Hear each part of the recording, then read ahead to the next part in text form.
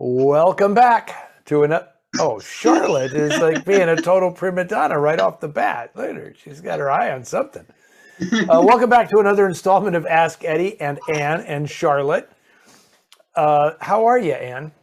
I'm good. I'm good. Just getting geared up on Film Noir Foundation stuff and getting ready for Christmas. And it's the most exciting time of the year.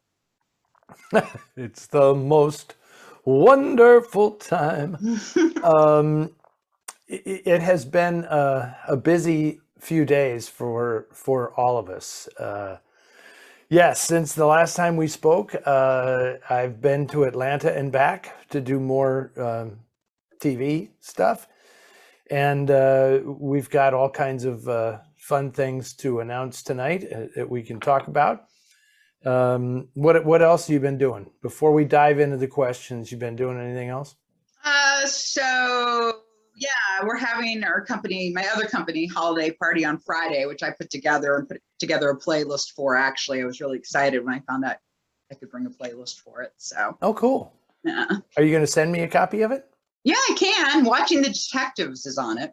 Very good. Yeah. And you know, when Elvis Costello does Watching the Detectives in concert, his background screen is filled with posters from my Art of Noir film noir poster book. Do you get paid for that? I do not get paid for that, but it has been confirmed that they actually were all taken from the book. So it's nice to know that EC has a copy of the book somewhere in his library. Very exciting. And he's put it to good use. So that's pretty cool. So speaking of music, have you seen the Beatles documentary? Not yet. Both my brother Sean and my ex-boyfriend Brendan have highly recommended it to me because they're both really entranced with it. I'm going to be the third one to tell you it is a can't miss. Huh.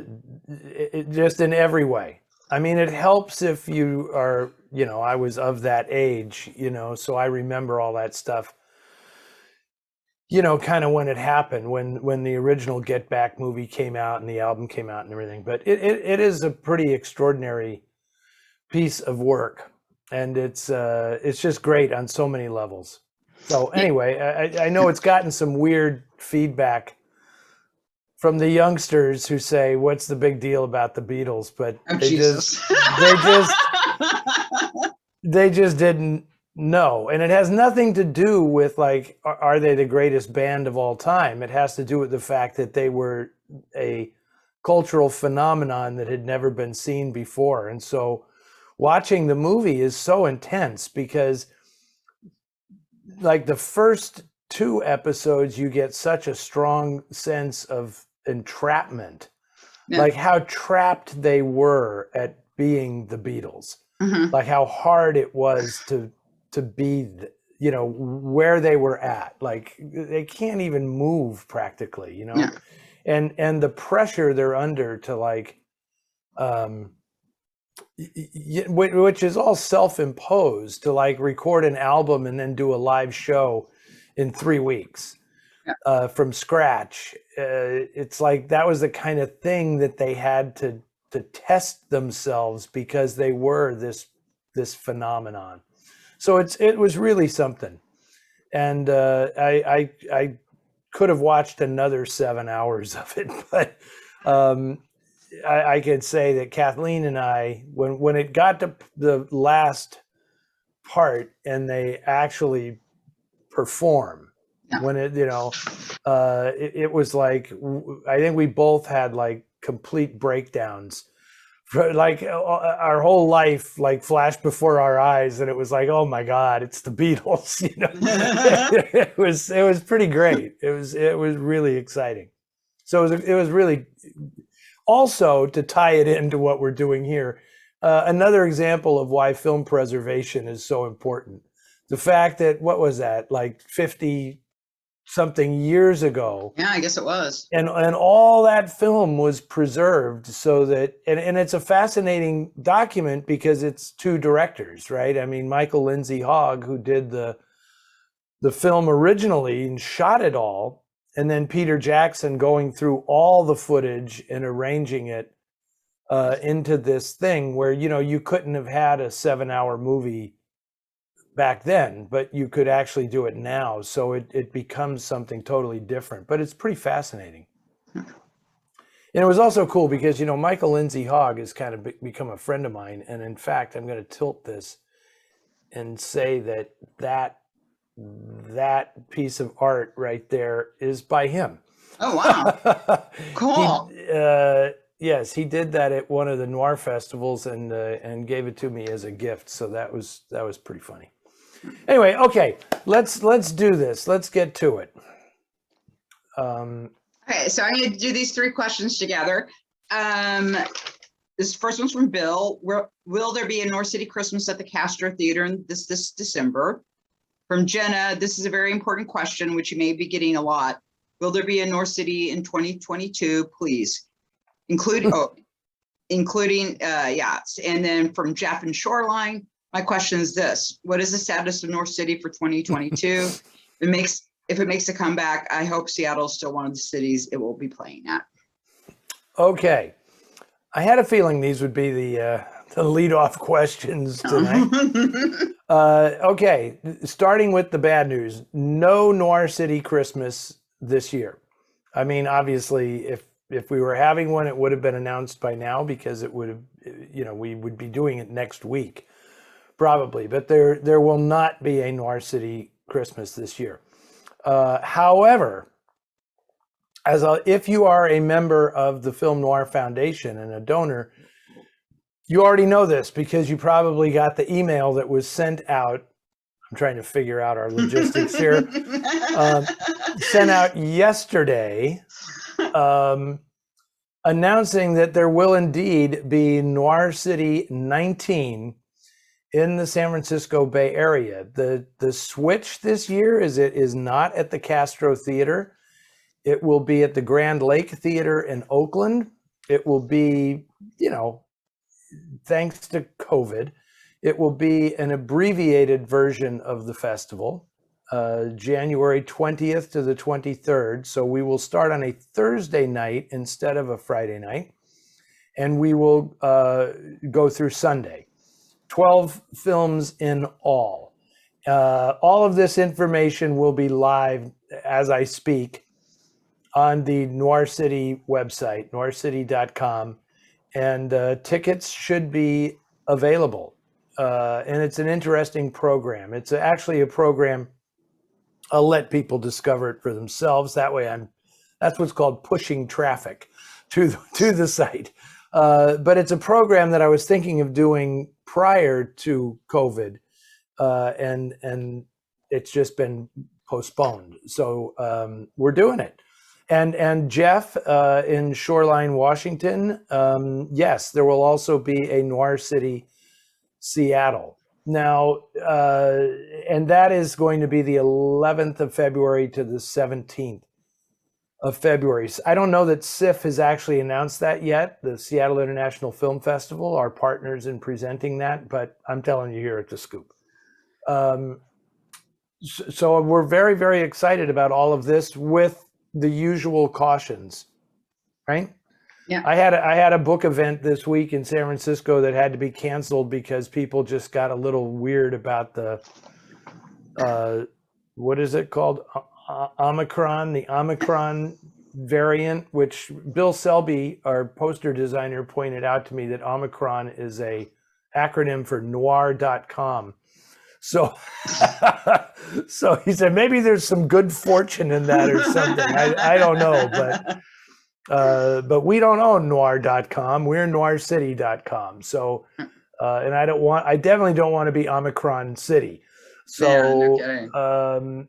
So we canceled that book signing, but you know, so everything we do right now is subject to, you know, possible outbreaks and all this kind of stuff. But that's the plan. So I hope everybody who has always wanted to come, has either been a longtime regular of Noir City or has always wanted to come to one, now is your chance.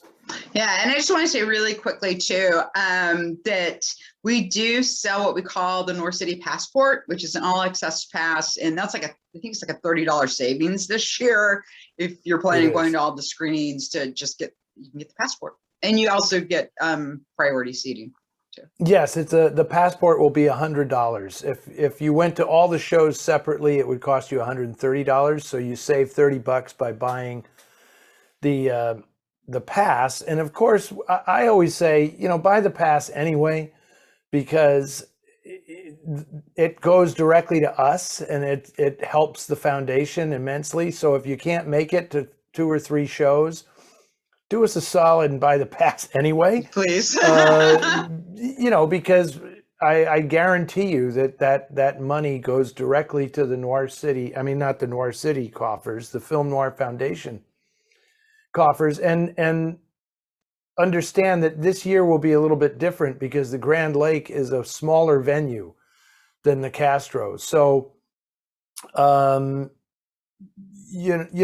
Castro is 1,440 seats or something, and the Grand Lake is going to be about 650 seats or something like that.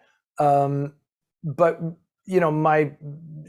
the Grand Lake was just treated us so great when we shot the Noir Alley shows there for TCM and everything, and it has all the, it's a movie palace like the Castro, and it just felt like it was time for a change. But buy your tickets in advance because it's half as much capacity. Yeah. So, I didn't feel like we were going to be able to fill the Castro just because of COVID and all that stuff. So, that's it. Yeah. And I just wanted to say a quick thank you. I did a Giving Tuesday fundraiser on my Facebook page for the Film Noir Foundation, and I hit my goal of $1,500. So Right, I just wanted to say thank you for everybody that contributed. I really appreciate that. Beautiful. And it's amazing. It has been difficult during COVID because we've lost so much revenue that we get from the live shows, but people have been really great about donating, and we have been able to pick up the slack, not fully, but we're not in dire straits at this point. We'll be able to do another project, it looks like. So, I mean, that's it. I mean, we make the money, we spend the money. We make the money and we spend the money, and then the films appear. So obviously at Noir City, we will be premiering our new restoration of the Argyle's Secrets. That will be on the second half of the opening night double bill. So anyway, that's it. All the info is on the website, so everybody can go there and they don't have to listen to us rattle on about this. So I hope I see everybody there, familiar faces and new ones. That would be great. Okay. And this next one is from Marjorie from the poor part of Connecticut, whose birthday is tomorrow. So happy birthday. Happy birthday. Happy birthday, Marjorie. The poor part of Connecticut. The poor part of Connecticut. I'll get clarification later, maybe. And her question is, I love character actors, my personal favorites being the stable at Warner Brothers. And I'm wondering if either of you have personal favorites, some actors who aren't stars, but who you're always happy to see pop up in a movie, even in a tiny role. Oh yeah, definitely. Do you have any, Anne? I know you must, Joseph Kaia is definitely probably my number one. I just adore him. And I'm trying to remember his name. I think it's Paul Wood, that was in, not Paul Wood. He was in Crossfire. He was. Oh, Paul Kelly. Paul Kelly. Paul Kelly. Oh, yeah.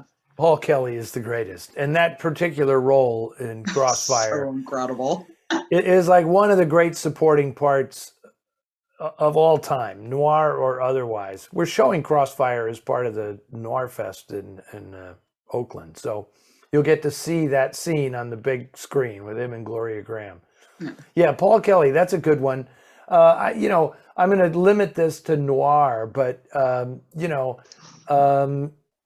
Dan Seymour is a guy that always cracks me up. Do you know Dan Seymour? He's a very rotund guy. He's usually wearing an apron and he's got a cigar stuck in his mouth. He's I guess he's most prominent in Key Largo. He's one of Edward G. Robinson's henchmen in Key Largo. He always is playing kind of an overweight, greasy thug, or a bartender, or somebody in movies. But I always like him because he always gets good lines, and he's just always Dan Seymour. So, and I mean, there's the obvious choices like Elijah Cook and Whit Bissell, and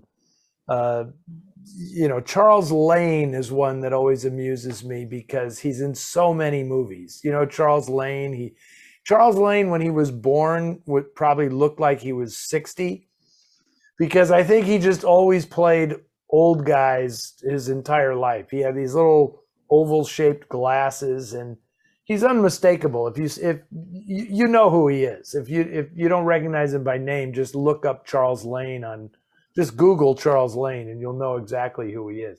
And he never gets more than like a line. Yeah.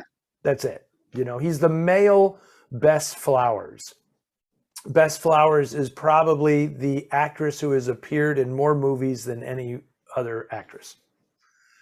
But she never has she has maybe a line at most. Yeah. Anytime that she appears. She's always like a secretary, or works in a florist shop or something, and she has one line to advance the plot, and that's it. But they always knew to call Bess Flowers. Oh, get Bess Flowers. What a career, right? So, I mean, those are a few, but any others for you?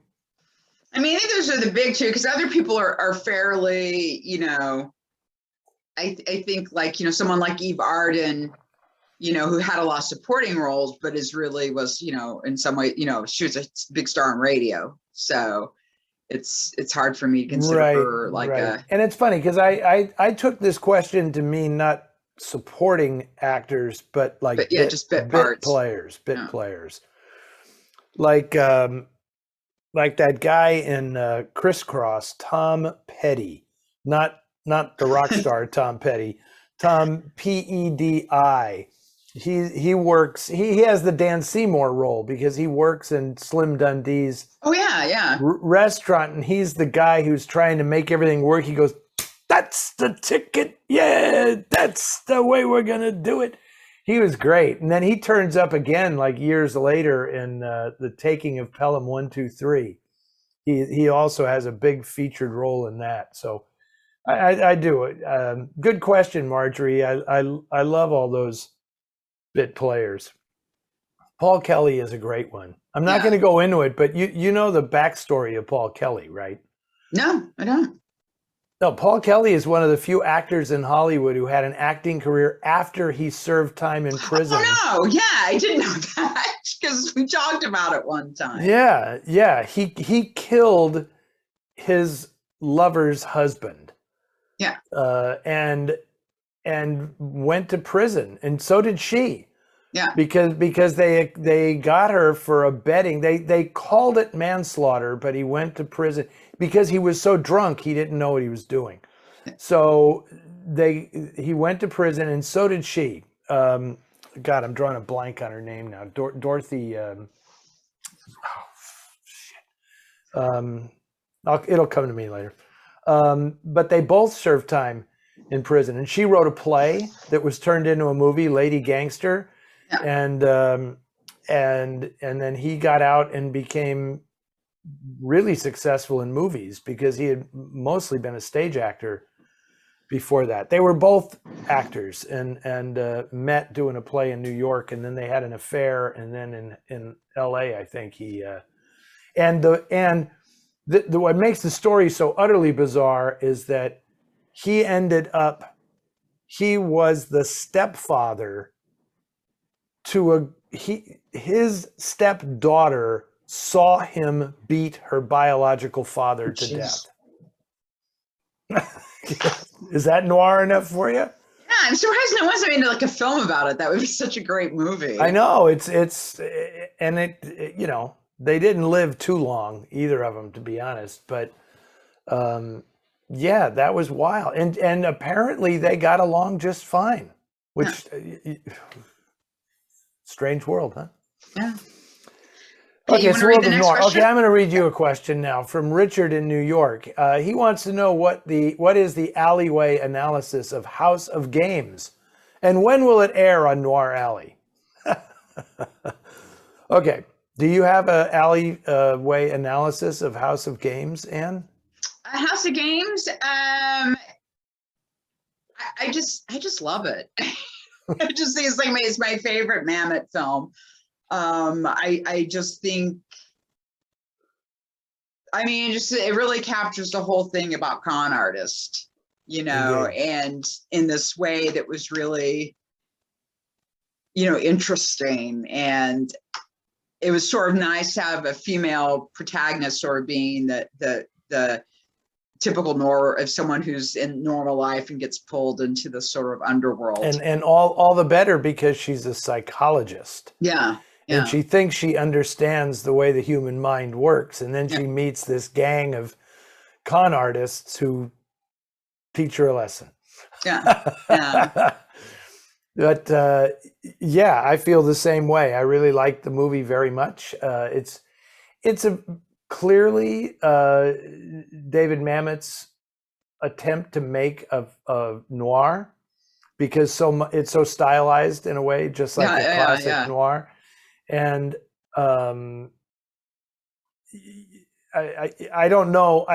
Well, here's the deal. I have every intention to get David to appear with me on TCM. I don't know that it will be on Noir Alley. I don't think House of Games is something we would show on Noir Alley. But if I have my way, David will be on with me as a guest programmer later in 2022, and I would hope that we show House of Games.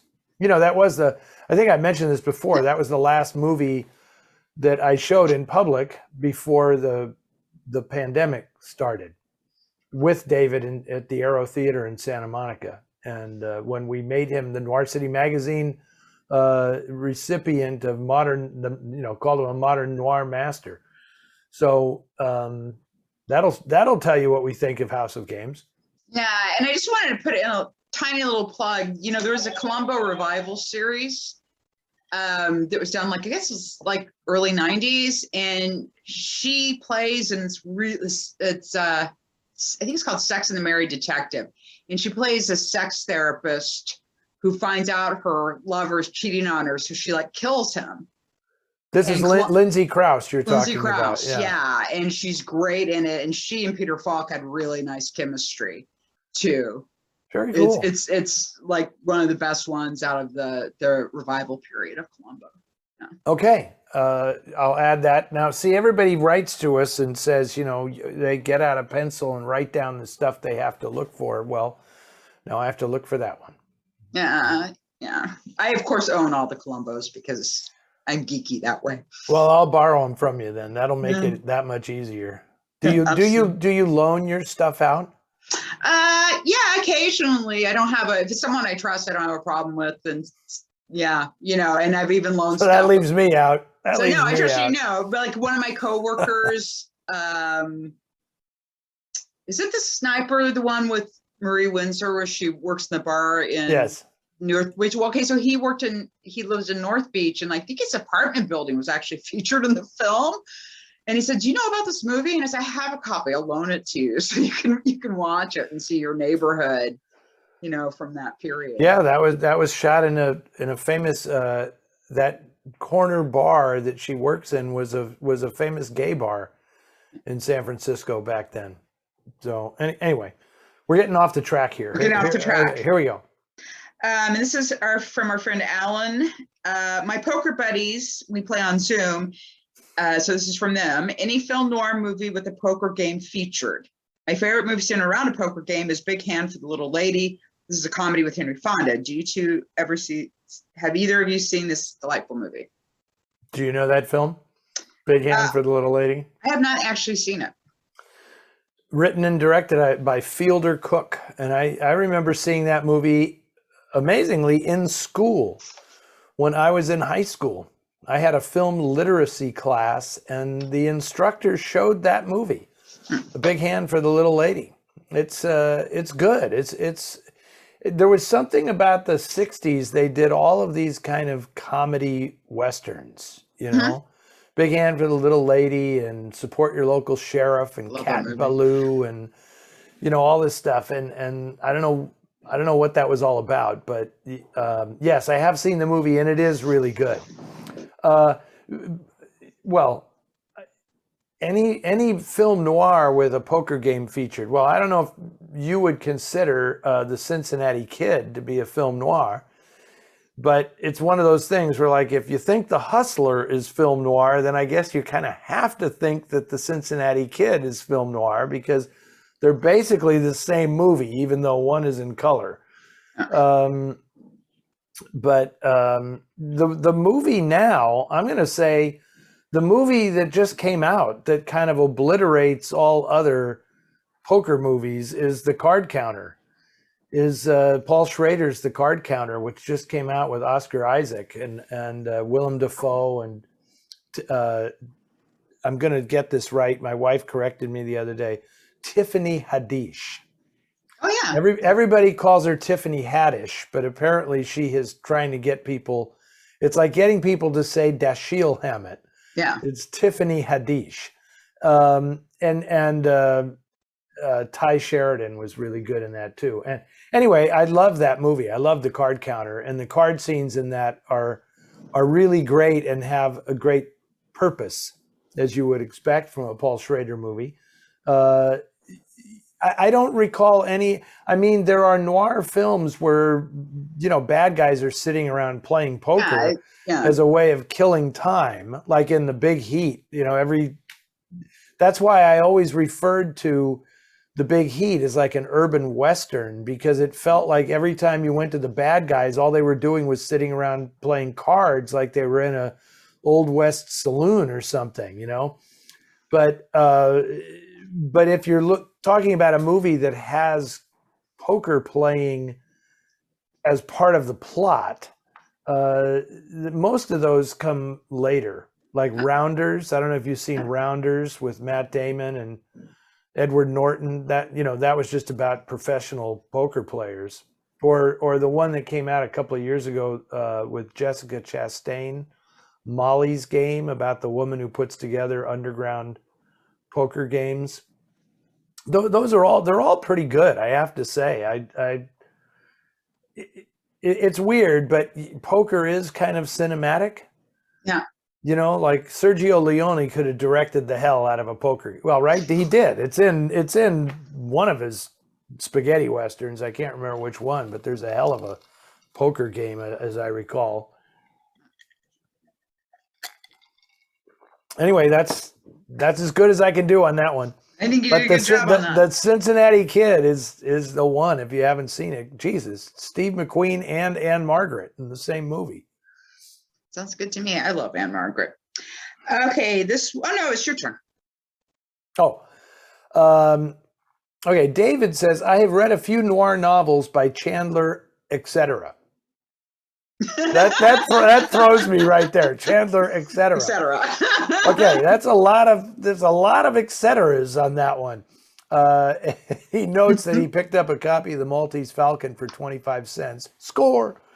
What do you think is the best adaptation from novel to film? What would be your top 3 or 4 picks? And David says that he hasn't read enough novels to decide. David, first off, I'm envious. What a treat it would be to go back and read like Chandler for the first time. You know, that would be, because I have fond memories of that experience when I was a teenager. But obviously, The Big Sleep has to be on any short list of the best adaptations of Chandler. Murder, My Sweet is obviously on that list. I kind of consider them neck and neck. I think Murder My Sweet is the more noirish film than The Big Sleep, but and after that, I don't have great fondness for any of the other And I think you meant adaptations. not noir novels in general. Oh, that's, I don't know that I can narrow that down. I mean, I don't know. And the reason it's very hard for me to answer that, if it's that general, is because I don't necessarily, there are films I like that I don't necessarily think are good adaptations of the novel. Yeah. Right? Like I like This Gun for Hire, you know, the movie with Alan Ladd and Veronica Lake, but it's not Graham Greene's book. It doesn't feel like the book at all. So I can't say that that's a good adaptation of the book. You know, in that regard, I'm going to say that, you know, The Maltese Falcon is obviously a great adaptation of the book. It's virtually a word for word reenactment of the book. You know, again, as I've discussed many times, you know, I love In a Lonely Place. Dorothy Hughes is In a Lonely Place, but that's not the book. Yeah.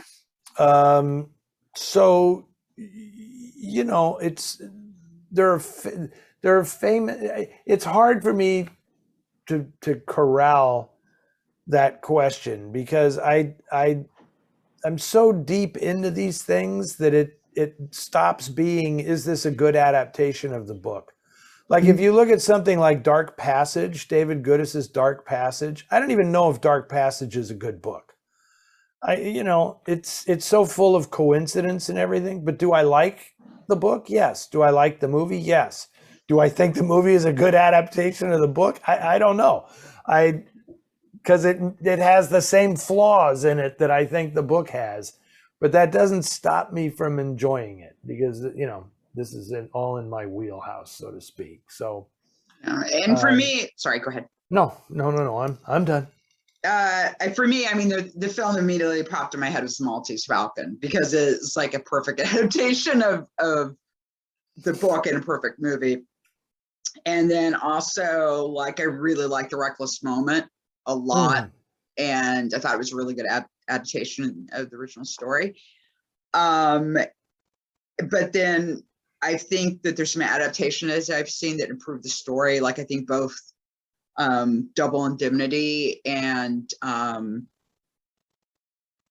Mildred Pierce really did a good job of turning those books into something that was cinematic and worked cinematically. I agree. That if they had followed the original story completely. I think Black Angel's another one and I love Woolrich, but I found it much stronger just to focus on the one character and develop those characters more, because in the book she's got a series of people. Marty's just one of the people that she's investigating.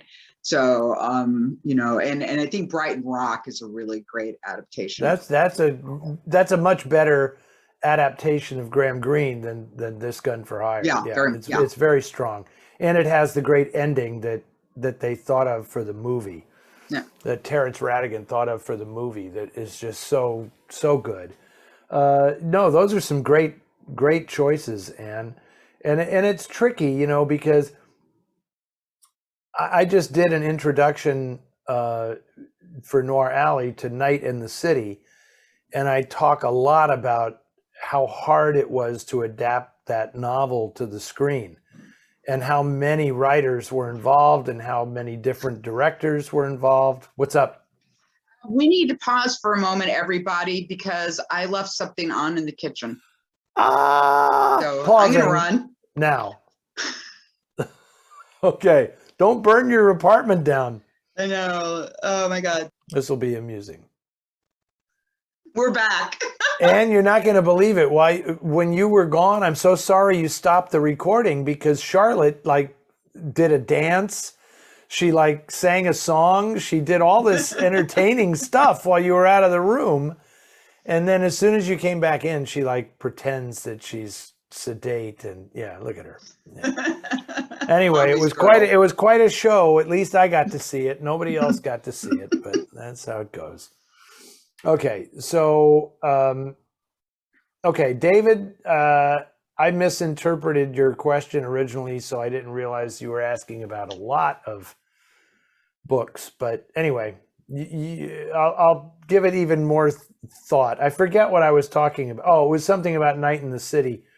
Right. Oh my And, God, the and book's brutal. yeah, the book is brutal, but there's like a million characters in the book. It's very, it's very different. They just focus on Harry Fabian and they stay with Fabian in the movie, which is generally what they do in all movie adaptations. It's like pick a character Yeah. and stick with that character, and that's it, Oh, I thought of another good adaptation, The Burglar. Yeah, The Burglar is really good. It's good. I think The Burglar is a better adaptation of the book than Dark Passage is, but that's just me, you Yeah. know. Anyway, okay. Is it you or me? I think it's me. It's you. And this is from our friend Michael in Post Falls, Idaho.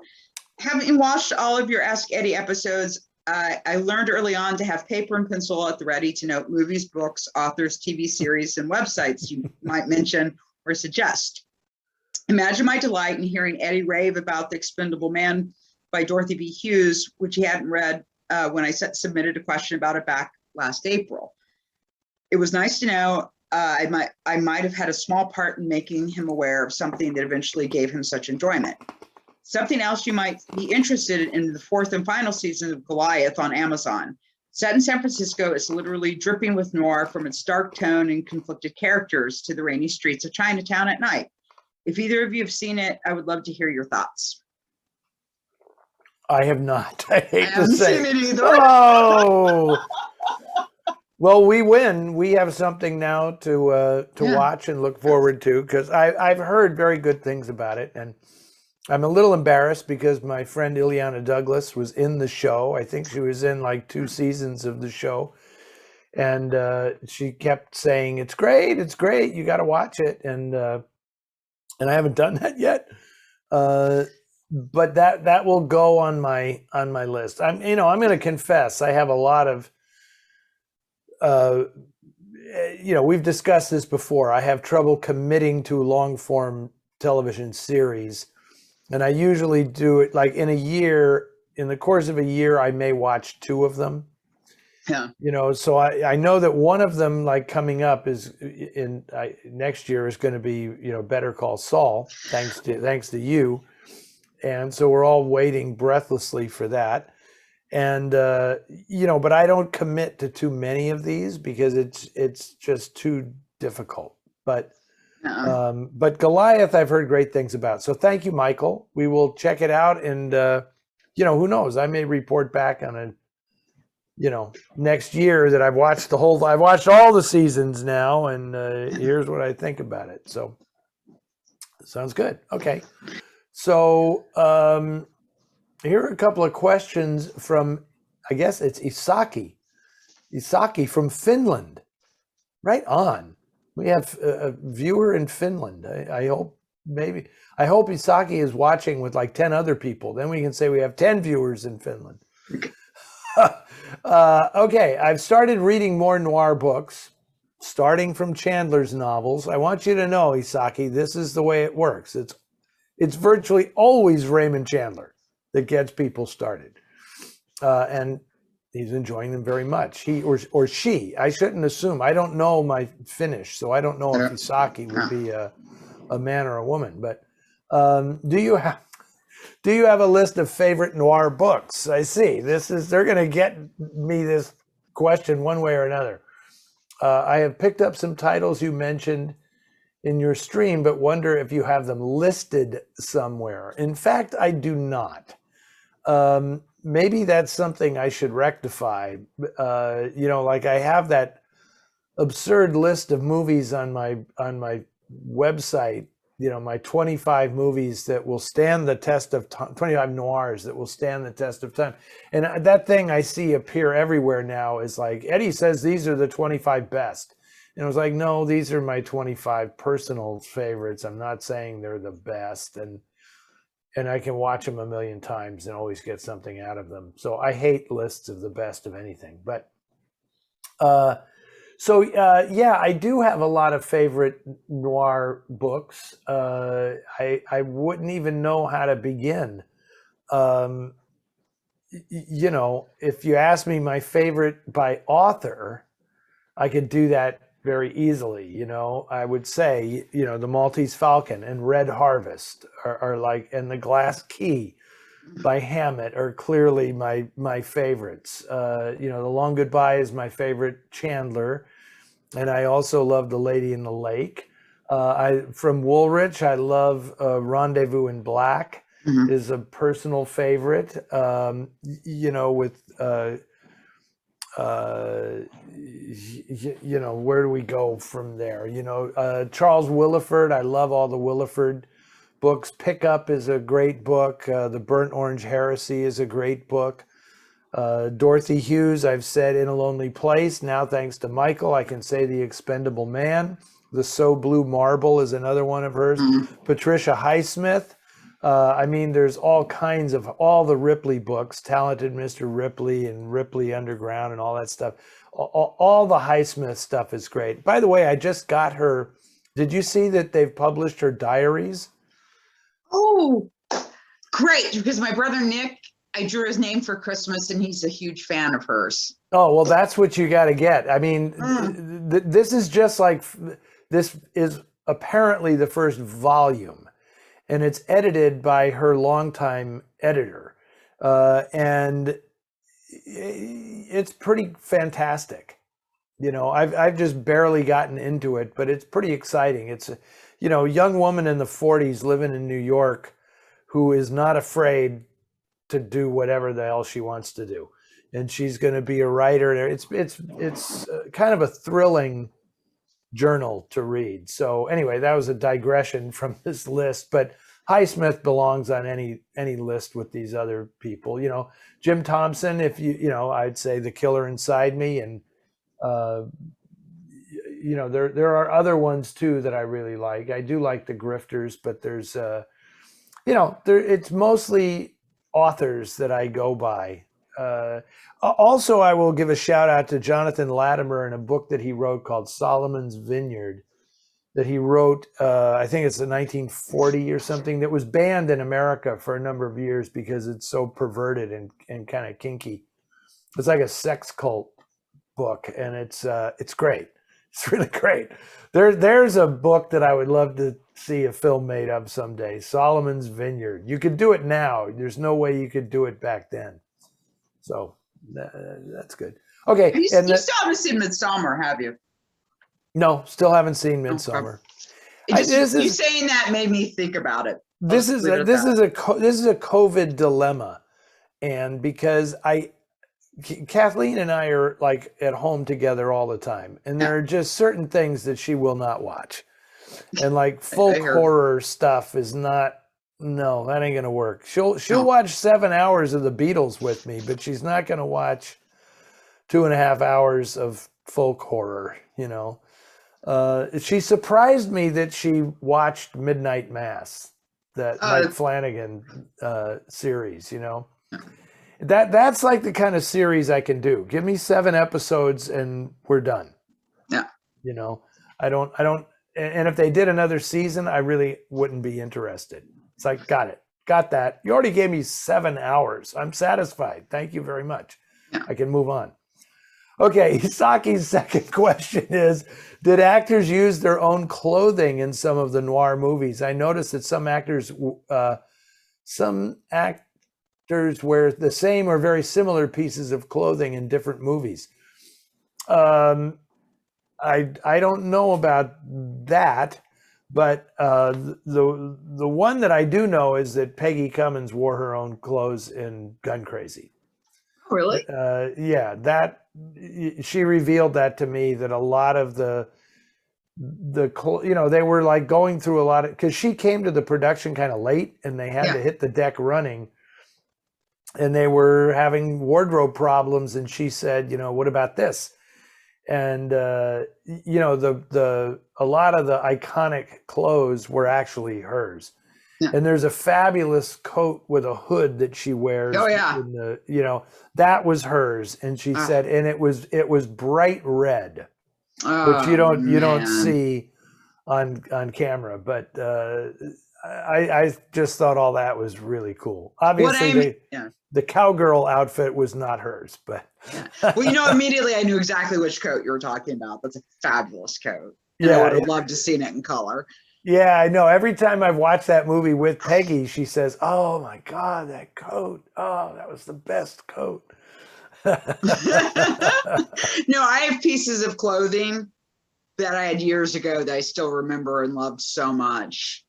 So she's lucky she got it captured on film. Yeah, absolutely, absolutely.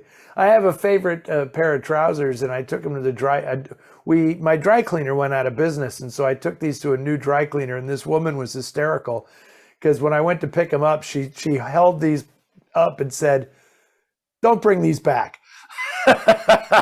These are worn out. Let him go. Let it go. Don't bring these back here." All right, moving on.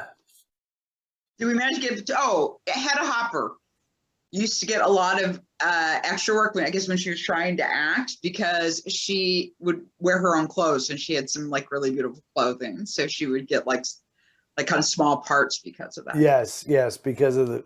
See, there you go.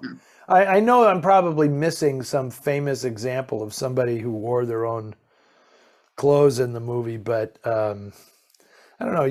When I did that Humphrey Bogart Film Festival, the family had some of his clothes there, his suits and things. Yeah. It was mind-boggling to see how small he was. Yeah. Just incredible. It's like, good Lord, this is like what a boy's size. Yeah. And it was like, man, he was small. So many actors are. Yeah. Small body, big head. That's like the thing. For some reason that reads really well on camera. So. Well, that's why Merv Griffin cast Pat Sajak for Wheel of Fortune. Small body, big head. Yeah. Seriously. If anybody knows about TV, it's Merv Griffin. Yeah, exactly. And he knew that worked. Oh. Yeah. Well, there you go. This sounds like an episode of Curb Your Enthusiasm or something. Look, there he is. Small body, big head. He could be a star. Look at this guy. I just say cast him. He's got everything you need. Small body, big head. Let's go. Okay. This is from our friend Allison. I saw The Brothers Rico and noticed a scene where a character is talking on a payphone. It's the old-fashioned type with a separate earpiece and talking tube. The movie was taking place in the late 1950s, and by then the handset type that had both the receiver and transmitter combined was becoming the standard. Why was the old style of phone used? Is it because the prop department had those old phones, or because many places in the USA still had the old style? Or maybe because the director just preferred the old style of phone? The actor can move around more with his face unobscured with that style of receiver, perhaps. Boy, Allison, you gave this some thought. That's pretty good. I have absolutely no idea why they chose it for this movie, but I can tell you that any production designer or art director will tell you that if they're good, that stuff back then was built to last. And so there is no reason you wouldn't see an old phone or an old car or an old anything, a dishwasher or anything, they had dishwashers, but they lasted. So to me, it seems weird. Like sometimes you'll watch a noir film from the 50s and your first reaction when you see a car from the 20s drive down the street is like, well, that's a mistake because that just doesn't fit. But it does fit because it's the same as somebody today driving a car from 2000 or from a car from the 90s. It's like, why would that be weird? And cars really lasted back then. So I think the same thing is probably true with the phones. It's like, why would they tear them out? I mean, I'm waiting to see a scene in a contemporary movie where the guy's cell phone is dead and he tries to find a payphone Yeah. that works. Because they're around. You see payphones still. Yeah. And I have yet to find one that, because every time I see a payphone, I check to see if it actually is functioning, because I want to find out if it's a thing. Like, do payphones still work? Remember when all payphones were the same company? They were all like Pac Bell payphones or something. And then all these fly-by-night companies came in and started installing phones, because the people who really control everything knew that the phones were going to be obsolete pretty soon. But these big guys came in and said, we're going to cash in on the phone business. And it like happened for like 10 years. There were all these fly-by-night telephones everywhere. And none of them, I mean, they all are just blown out. But they're still there, right? Just covered in graffiti and not working. So anyway, that was a tangent there. Boy, did I go off on a tangent. Sorry about that, Allison, but the short answer is that just because things are 25 or 30 years old, they don't vanish from view.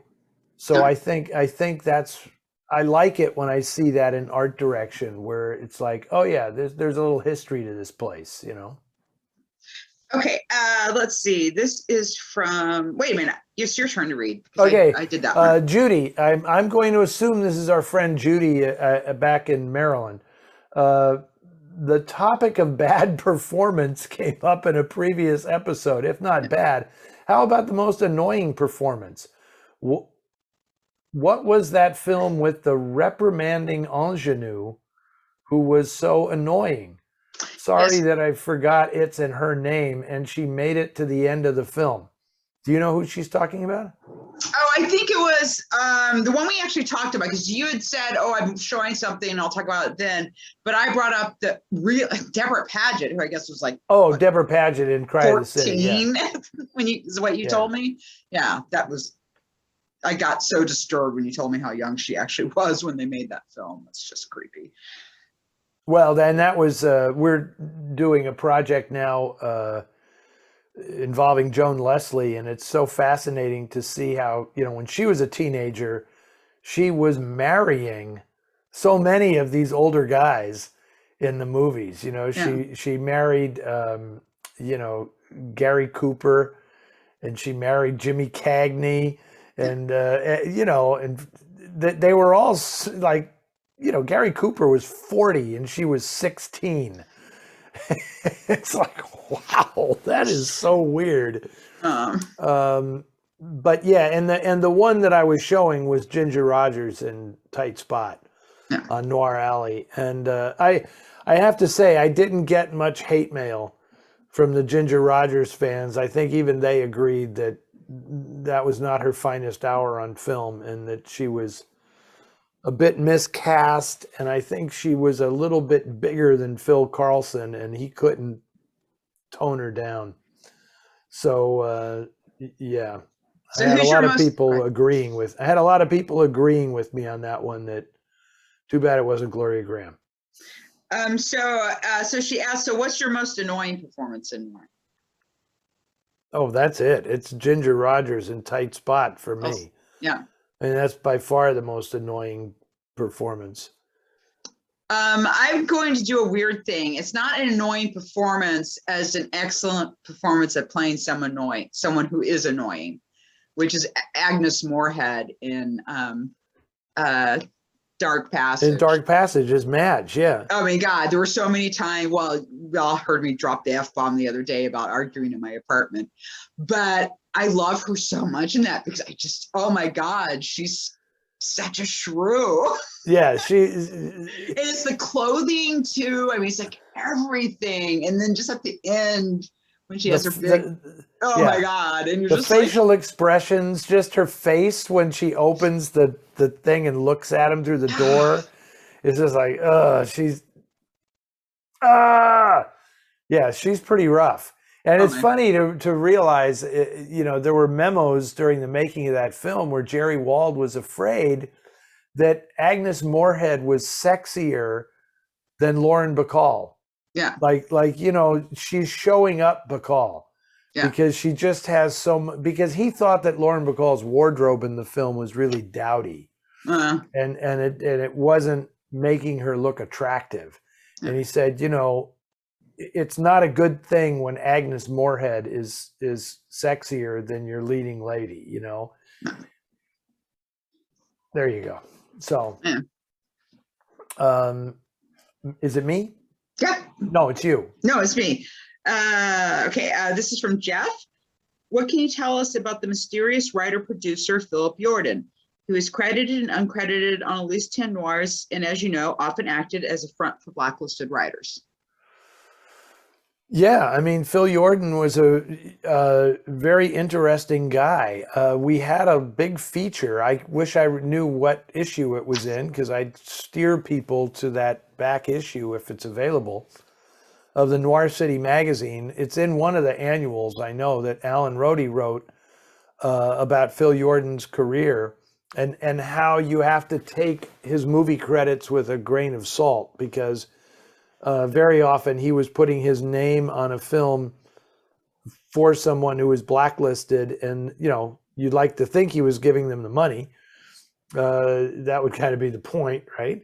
But he was a very talented guy, and became a pretty successful producer. But what can you say? I know that there are people who thought that Jordan was exploiting blacklisted writers, but on the other hand, same flip side of the same coin, he was giving work to people who couldn't get work otherwise. So yeah, he had a factory in the early 50s of all these guys that came to him saying, get me work. And he would tell people, yeah, I can do this, I can do that. And he'd put his name on it, and they would actually write the scripts. Off the top. Yeah, about that, if you could expand on a bit. I mean, if people found out he was doing that, wouldn't that have been detrimental to his career? They didn't know until much later, because that's what I'm saying, because they're saying, he was exploiting them. But I'm thinking, if that had come out at the time that he was fronting for all these blacklisted people, I don't think that would have been good for his career. I mean, wasn't it a risk for him?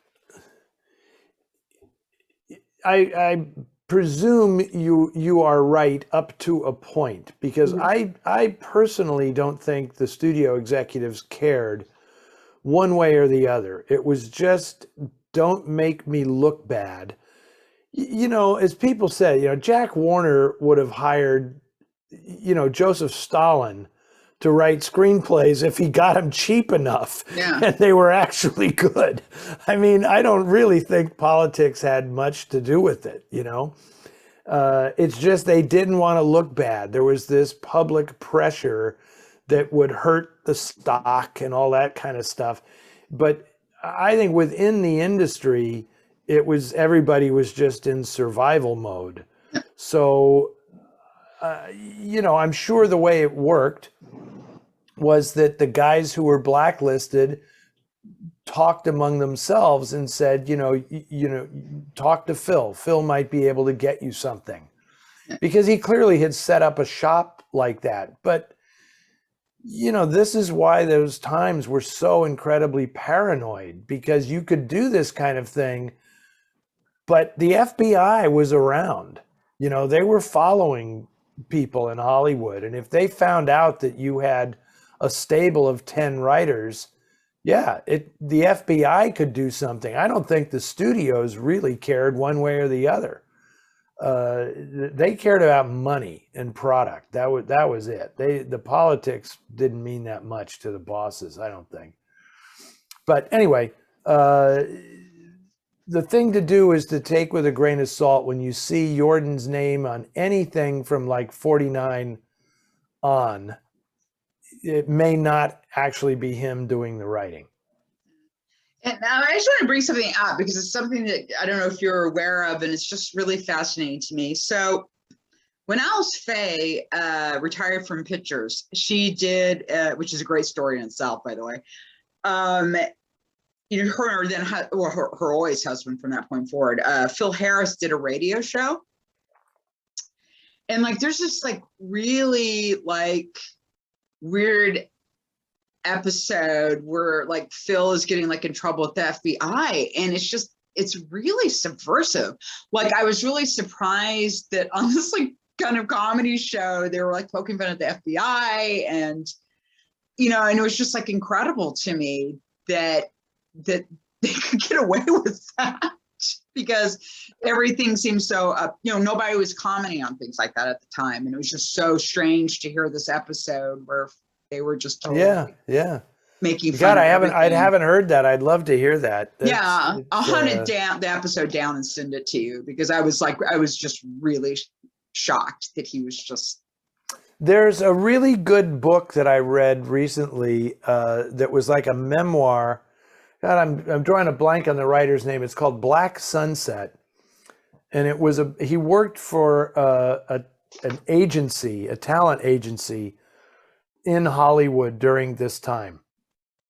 And it's a really great insider's look at what was happening in the business at that time, because it's not written from the point of view of like, a fawning portrait of artists or anything.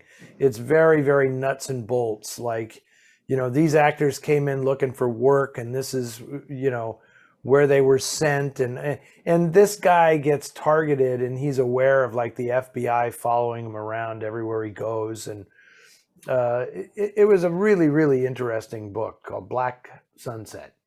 I'm embarrassed that I can't remember the author's name at the moment, but there's one for folks to write down if they're interested in this stuff. Okay, Liz says, I have always been a fan of 70s road films in which a protagonist or pair of characters takes a journey that teaches them as much about themselves as about the unfamiliar terrain they travel.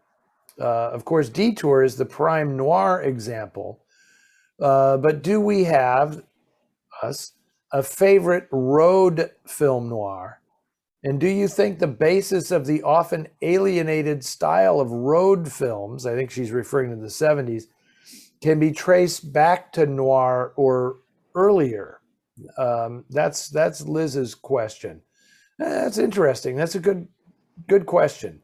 While you think of road films that you like, I'm going to give Liz a very practical answer, saying that I think that the road films of the 70s are very, very much like noir films of the 40s, in that they were easy to produce and they were inexpensive to produce, and a lot of first-time filmmakers would do this because in noir you don't need a lot of sets. I've always said you need a man, a woman, in a hotel room, and a gun, and you can make a film noir, right?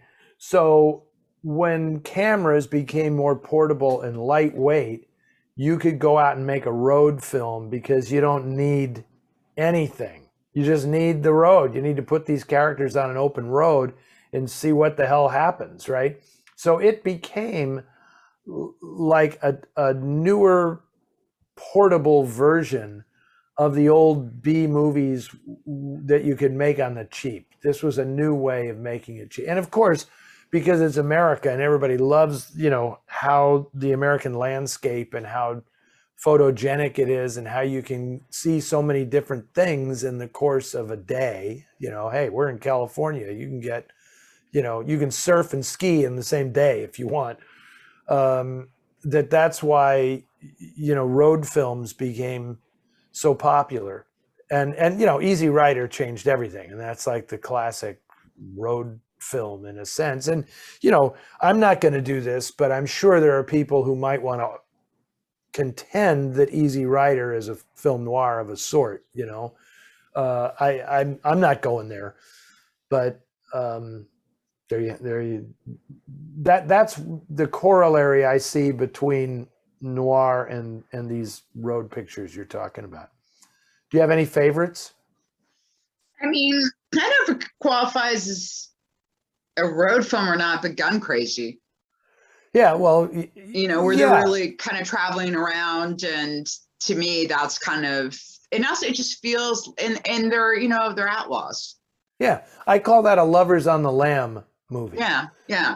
And that's a particular type of thing. I think the quintessential 70s road film that Liz is talking about might be Vanishing Point, which, with Barry Newman, which is, again, I don't really think of it as a film noir in any way, but it's a very existential movie.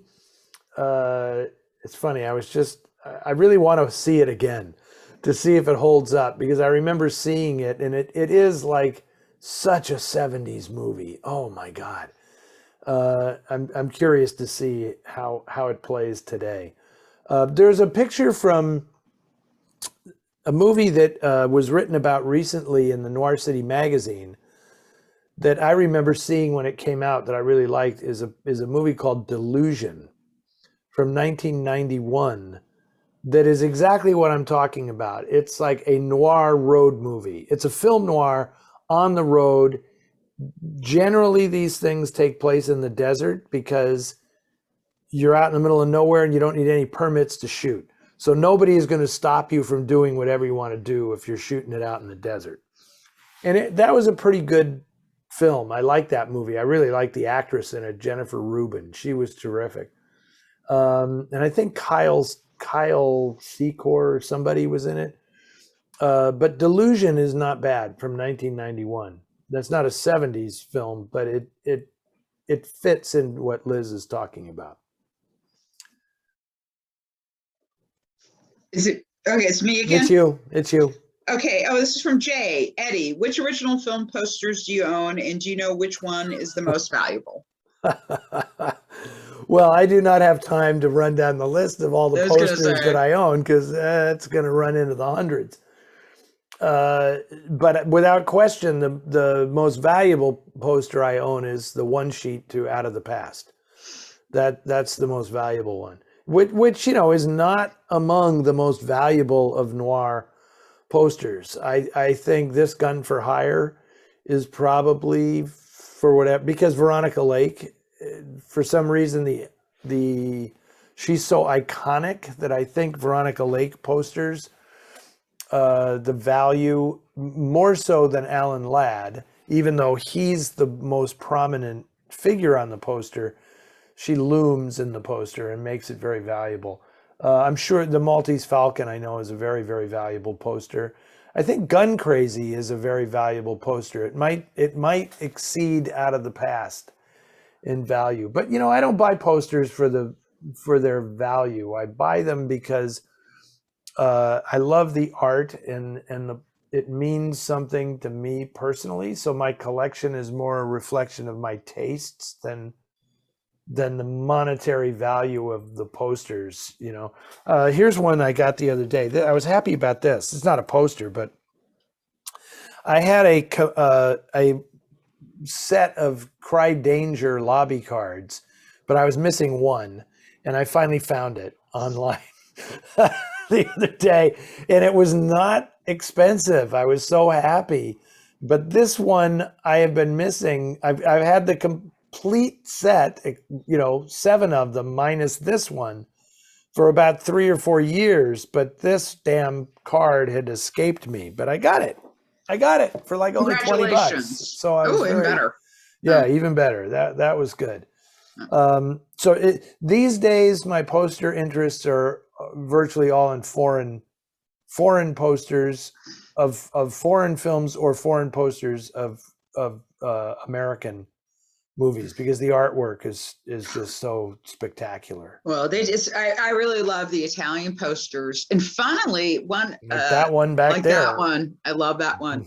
And there's actually, when they did the Columbo episode where he goes, I think it's one where he goes to London. I guess they showed that in theaters, maybe in Italy, and the poster for that is so beautiful. Because it's like purple and it's a beautiful rendition of Peter Falk on it. And yeah, so. Yeah, it's interesting that that foreign posters, they let the artists do their thing.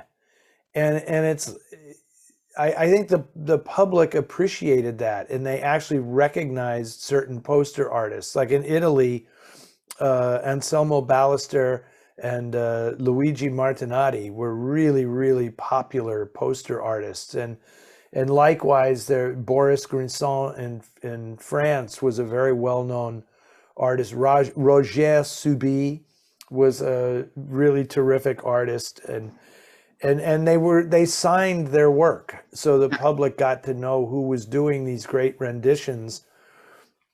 The guy who painted the Out of the Past poster was one of the few sort of known poster artists. His name was William Rose, and he worked a lot at RKO. And so he didn't sign the posters, but people knew his style. And that incredibly great painting he did of Mitchum with the dangling cigarette, and the great image of Jane Greer with the dangling gun and everything. I love that poster. I love his color choices. And anyway, that's what I look for in a poster. See, I would not go out of my way to buy like the one sheet to Double Indemnity, because I don't really like the poster. It's pink. I don't understand why that poster is pink. And, it has the disembodied head floating of Edward G. Robinson on the poster. And it's like, who thought this was a good poster design? It really isn't. For the greatest noir of them all, like, this is not a good poster. So, I'm sure it goes for like $15,000 or something, but you're not going to see me going after it. Anyway. Okay, here's our last question of the night. This is pretty funny. Brian asks, if you locked Lawrence Tierney, Charles McGraw, Sterling Hayden, and Robert Ryan in a room together, which one would walk out alive? Well, I got to tell you, if that room is a bar room, they are far more interested in drinking everything in the bar room than they are in brawling. It may end up in a brawl, especially with Tierney there.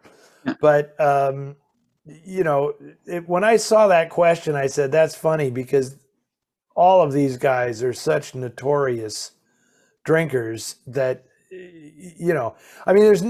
okay, if it's a weird ass question, but I'll just say that, I would have to say that I would put my money on Robert Ryan, because he was actually a boxer. Yeah. Right. Not that, I would expect Lawrence Tierney, who was in many, many fights in his lifetime, I would expect him to have a knife on him somewhere. Yeah. Which makes it an unfair fight, because he told me one time, never get in a fight with a guy who knows how to handle a knife.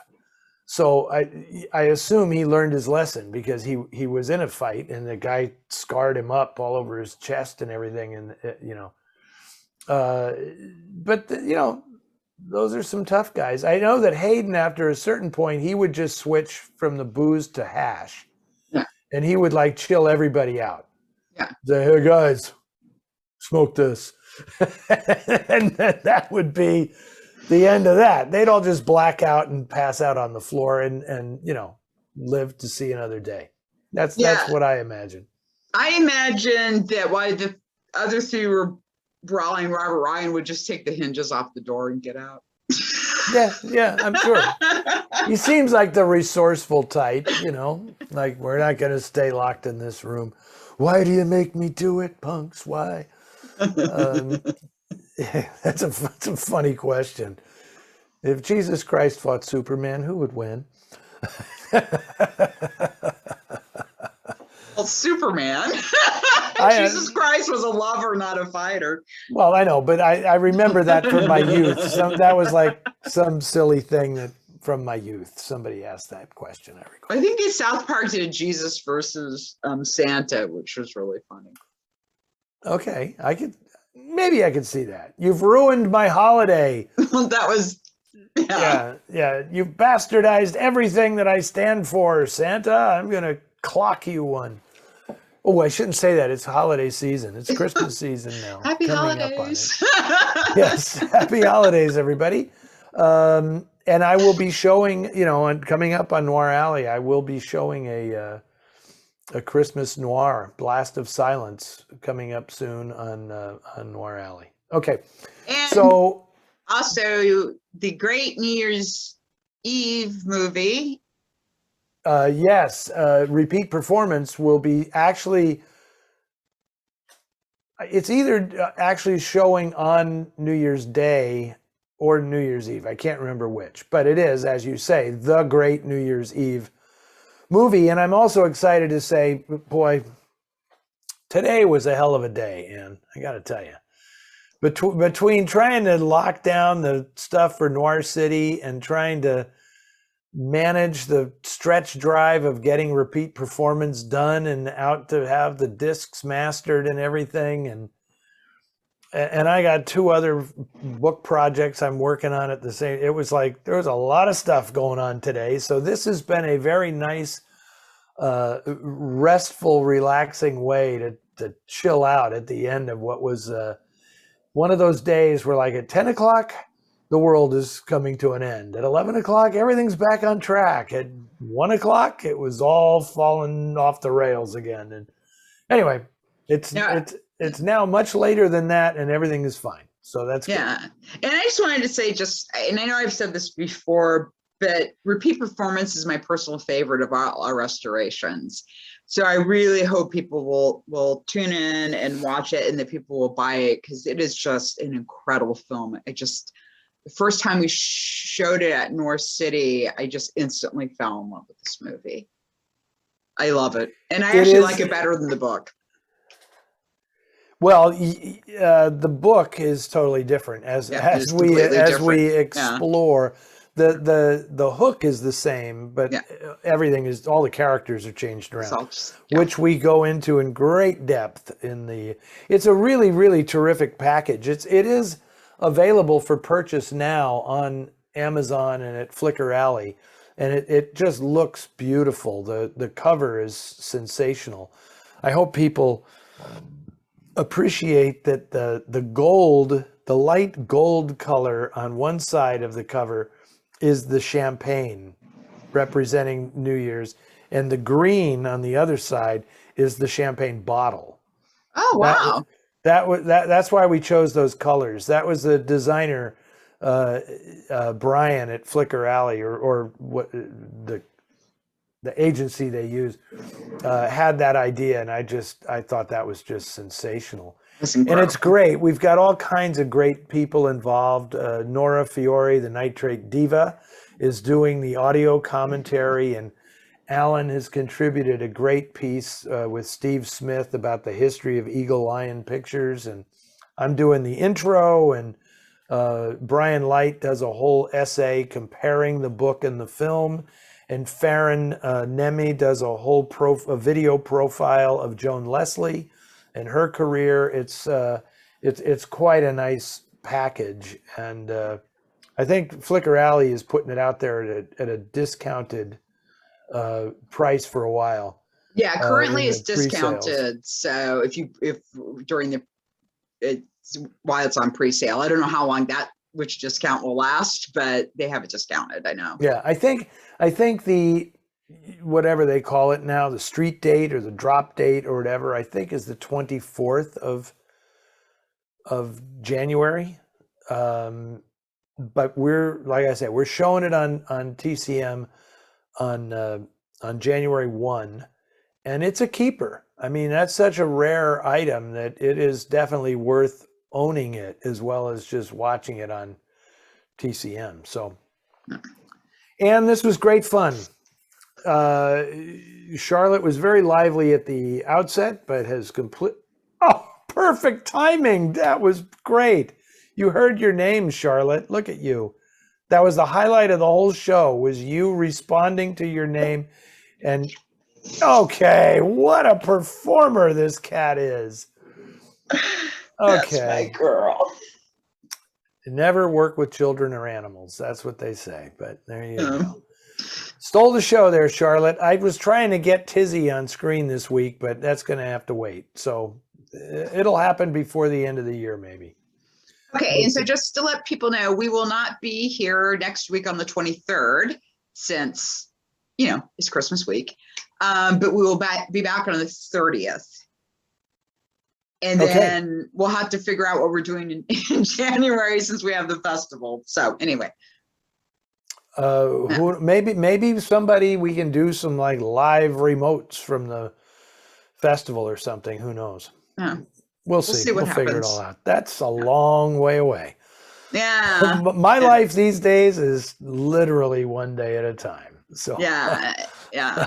Me too. And it's just been like crazy with the build up to, releasing stuff about the festival. And then, I still have my full-time job. And so this week's been brutal for me too. I hear you.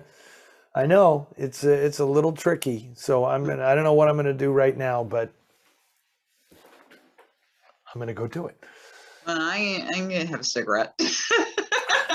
Well, I'm gonna go have a cocktail. I'm sure that's part of what I'm going to do. But okay, I want to thank everybody. The questions are great, and I look forward to more of it. And I hope we see you guys at the Noir City Festival. And I appreciate everybody's patience in waiting so long for an announcement about what we were doing. But you can understand these are exceptional and very challenging times. And so being able to finally announce that we are doing this and it's a go is very exciting. So I hope you can make it out to the shows. Me too. And thank you for the questions. And we'll see you in 2 weeks. Bye.